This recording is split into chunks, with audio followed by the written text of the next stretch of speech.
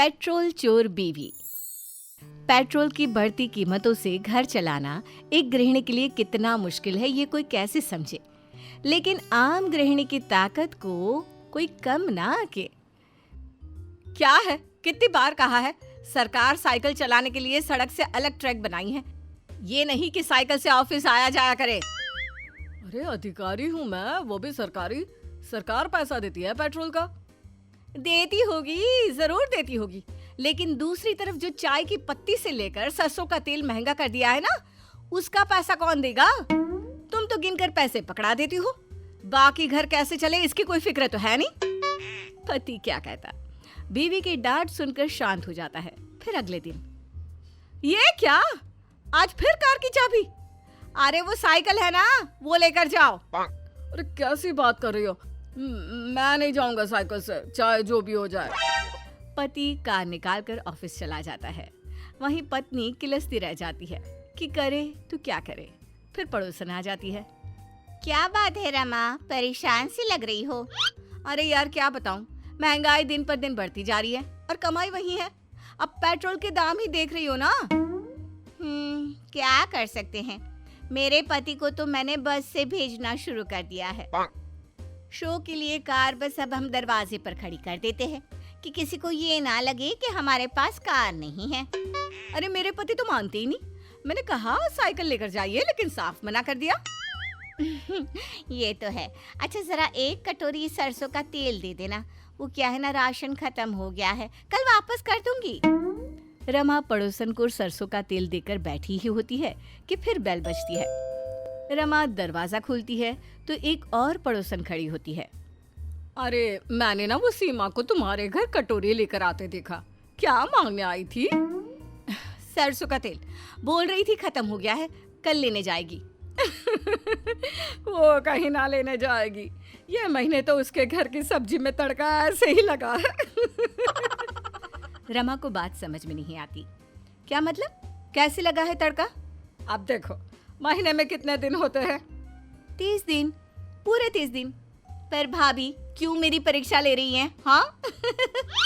अरे नहीं, अब ये बताओ कि हम लोगों की सोसाइटी में घर कितने हैं? 90 घर हैं। मतलब एक घर से एक बार तेल मांगे तो उस घर का अगला नंबर 3 महीने बाद आएगा। मतलब 3 महीने तेल का खर्चा बच गया। क्यों? वाह यार, बड़ा दिमाग लगा गई ये तो। लेकिन मैं तो किसी से कुछ नहीं मांग सकती, मैंने देना सीखा है, लेना नहीं। रमा की अकड़ देखकर पड़ोसन को भी जलन हो जाती है। वो वहां से चली जाती है। वाह क्या दिमाग लगाया है, 3 महीने तक घर में तेल की खपत ही नहीं। मतलब 300 रुपए तेल 3 महीने तक बचा लिया। वाह जी वाह, अगर मैं किसी तरह रोज 1 लीटर पेट्रोल भी बचा लूं तो मानो 3000 रुपये महीना बचेगा पेट्रोल। वाह जी वाह। लेकिन कैसे कैसे कैसे कैसे? रमा खूब सोचती है कि क्या किया जाए। फिर उसे एक आइडिया आता है और फिर उसी रात, ये रही बोतल और ये पाइप, आज रात गली के जितने स्कूटर और बाइक खड़े हैं सबके तेल निकाल कर अपनी कार में डाल दूंगी। अगले रोज, अच्छा मैं ऑफिस जा रहा हूँ और प्लीज रोज रोज तेल का चिक चिक मत किया करो। अरे नहीं, जाओ ना, आराम से जाओ। पति तो चला जाता है, लेकिन गली में जिसे देखो वो अपनी 2 व्हीलर को स्टार्ट करने की कोशिश में लगा था। मजा आ रहा है इन लोगों को देखकर, कैसे लगे हैं इन्हें क्या पता।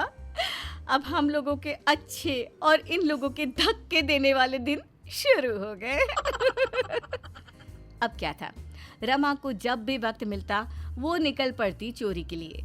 वहीं मोहल्ले वाले भी लगातार अपने व्हीकल से तेल खत्म होने से परेशान थे, लेकिन किसी को पता नहीं चल रहा था कि तेल कहाँ जा रहा है।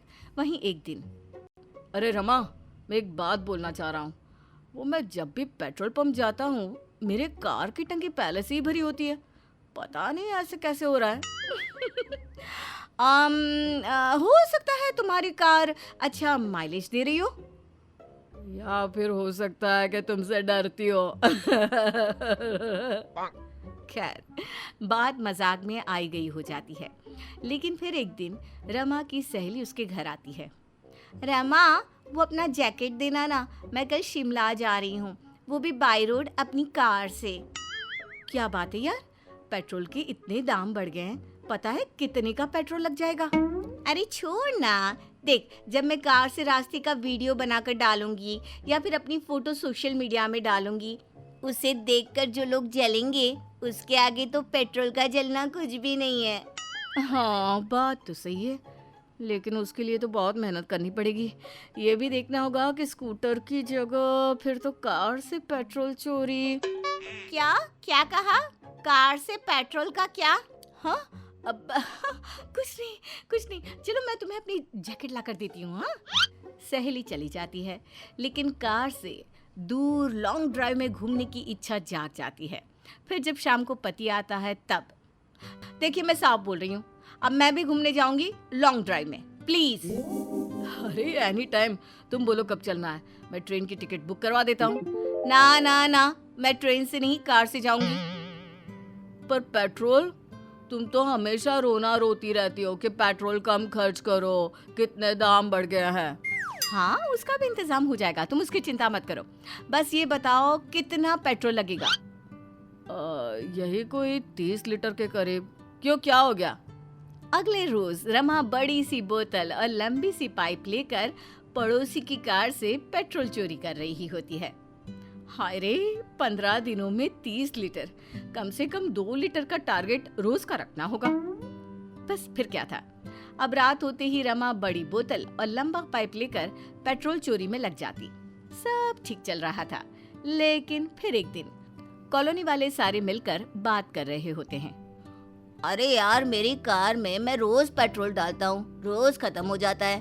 पहले तो 2 व्हीलर से ही पेट्रोल की चोरी हो रही थी, अब कार से भी। हम लोगों को मिलकर अब चौकीदारी करनी पड़ेगी कि कौन ये काम कर रहा है। ये बात रमा के कान पर पड़ती है। मतलब 2-4 दिन ये काम बंद करना पड़ेगा। अब रमा 2-4 दिन चोरी का काम बंद कर देती है, लेकिन कहते हैं ना, चोर चोरी से जाए, हेरा फेरी से ना जाए। एक रोज, बड़े दिनों से चोरी नहीं की, क्यों ना इस कार की टंकी का ढक्कन पेचकस से खोल दूं, रात को आकर जल्दी से पेट्रोल चुरा लूंगी। रमा जैसे ही किसी की कार से तेल चुराना शुरू करती है, सामने से कार का मालिक आ जाता है। शक तो आप पर पहले से था, लेकिन आज आपको पकड़ ही लिया।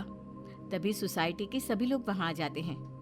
क्या आप जानती हैं हम लोगों को पिछले कई महीने से कितनी परेशानी हो रही थी? और मुझसे कह रही थी मैं किसी से कुछ मांग नहीं सकती, लेकिन चोरी कर सकती है, हैं? भेजो अभी से जेल। रमा डर जाती है।